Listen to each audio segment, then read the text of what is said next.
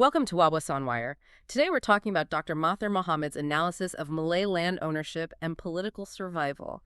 And this is not just your average political commentary. No, not at all. This is being framed as a genuine existential threat, really. It's a comprehensive warning that ties together a few very big interconnected dangers. So what are we really looking at here? What are the pillars of this argument? Well, it really boils down to three things. First, the most tangible one, the loss of land and wealth. Second, a political crisis born from, fragmentation. And third, the root cause underneath it all, which is described as persistent poverty. Okay, so our goal here is to really get under the skin of these claims. How real is this land loss? What are the solutions being put on the table? Because some of them sound pretty radical. Oh, they are. We're talking about a fundamental debate over national assets, so let's get into it, starting with that first, very provocative claim about land. Right, the idea that the community is in danger of, and this is a direct quote, losing their own country. That's an incredibly stark way to put it. It is. It's designed to be alarming. The argument is that nearly half, 50% of the peninsula, is allegedly no longer under Malay ownership. Half. That's a huge number. And you have to wonder what the definition of ownership is there. Is it just a title deed?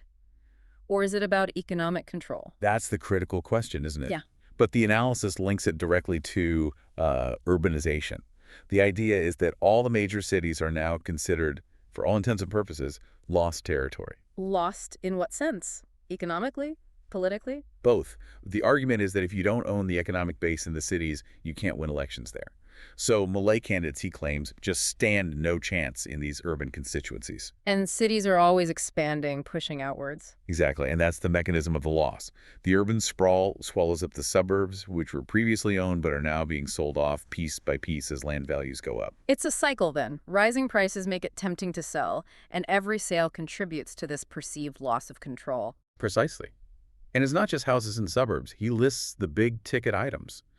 We're talking former colonial plantations, huge industrial zones, luxury housing areas, mines, all the major wealth generators. So the picture being painted is one of systemic exclusion from the country's main economic engines. Yes.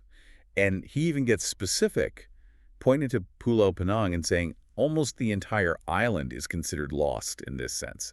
It's a narrative of asset depletion. Okay, so if the economic base is shrinking, the political base naturally shrinks with it.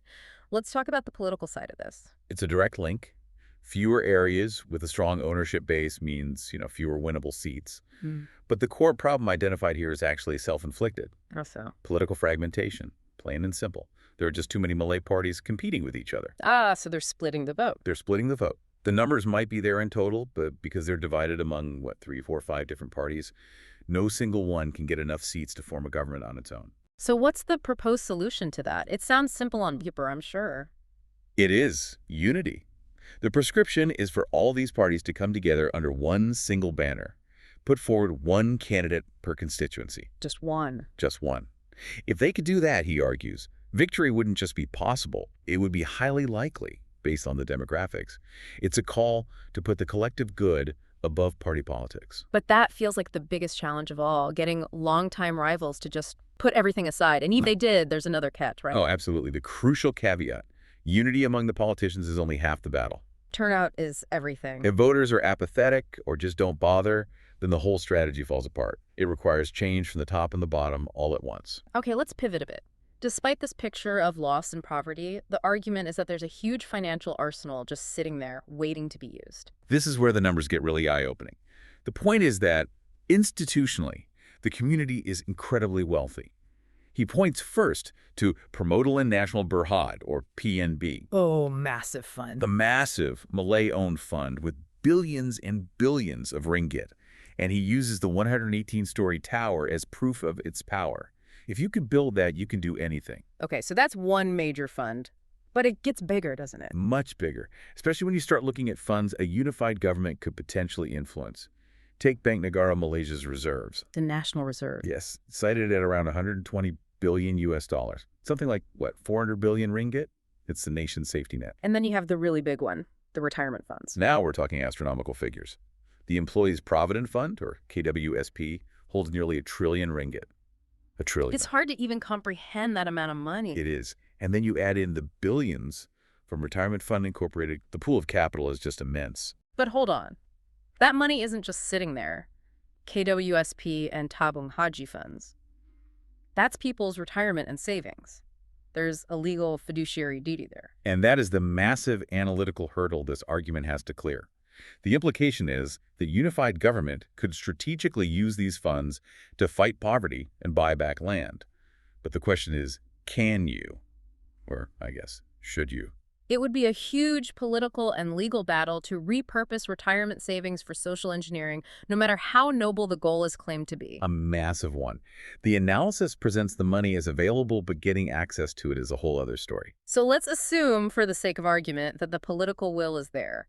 How do you actually stop the land from being sold off? What's the mechanism? The proposed policy is blunt.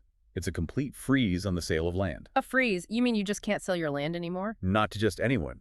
The proposal is to introduce a rule where you can only sell to one of the big government-linked funds, like Permodal and National Berhad. Wow, that would completely reshape the property market. Wouldn't that choke off all private development? Well, this is where the nuance comes in. The argument is that you don't have to sell the land to develop it. You can lease it or rent it. Ah, I see. So a developer could get a 99-year lease, build whatever they want, but the title, the ultimate ownership, never changes hands. Exactly. The owner still benefits from rising property values and gets rental income, but the asset stays within the community. It's about stopping the permanent transfer of the title. It's a very centralized, state-controlled approach to land management. I can imagine the pushback from the private sector would be enormous. Oh, immense. You'd have legal challenges over property rights, for sure. It would effectively turn land from a free market commodity into a managed institutional asset. Okay, so even if all of that happens, unity, leveraging the funds, freezing land sales, the argument still goes deeper, doesn't it? Back to the individual. Yes, this is maybe the most critical part of the whole analysis. Yeah. All those macro policies, he says, don't solve the fundamental problem of poverty, which is seen as the real weakness. And the solution to that isn't more government programs. No.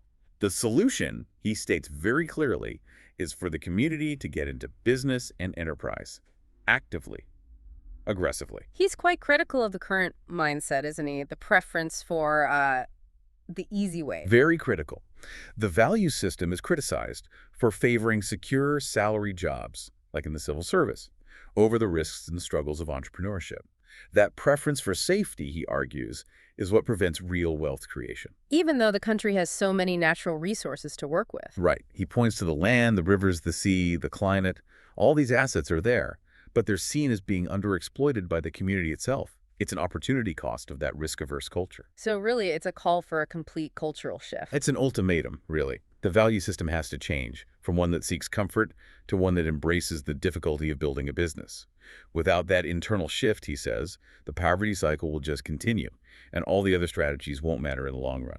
So when you put it all together, you've got this massive macro solution on one hand, political unity, trillions of ringgit, and this intensely personal micro solution on the other, a fundamental change in individual mindset. And that brings up a really interesting question for you, the listener, to think about. Let's say it's all possible. The political unity happens, and the financial power of funds like the Employees Provident Fund and Permodal and National Berhad is harnessed. How quickly can you really change a culture? Can you use money to accelerate a shift in deeply held attitudes about work and risk? Or does that kind of change just take generations no matter what you do? That, I think, is the biggest unknown in this entire equation. It just might be. Indeed. Remember to like and subscribe for more videos like this.